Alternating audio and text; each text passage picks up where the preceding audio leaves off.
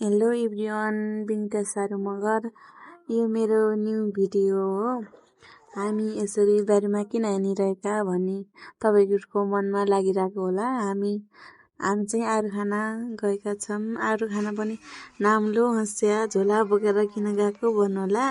त्यतैबाट भाउजूले घाँस काट्ने भनेर हँस्या नाम्लो लगेर जानुभएको छ। यिनीहरु चाहिँ सबै मेरो भाउजू हुन्। एउटा चाहिँ बहिनी जगता फिजिकी। यो चाहिँ हाम्रो भाउजू र पल्तिर भाउजू। यो हाम्रो मकै बारी हो। मकै कस्तो भएको छ भने देख्न सक्नुहुन्छ। पानी नआएर छोटा छोटा छन्। अनि माथि डाँडातिर घुम्न गएका थियौं। कुहिरो लाएर केही पनि देखेको छैन वारिपारी डाँडा काँडाहरू। अनि हामी त्यहाँबाट फर्केर आरु खान गयौं। यो फेरि मामाको घर हो। त्यहाँ बसेर आरु मागेर खाएर पानी आएको थियो अनि बसिरहेछौं। यो चाहिँ आरुको रुख हो, तपाईहरुले देख्न सक्नुहुन्छ। हामी आरु खाइसकेर गफगाफ गर्दै बसिरहेका थियौं। पानी पनि बिदा हुने बाटै ल्याएन अनि कुरा गर्दै बस्दै गर्यौं।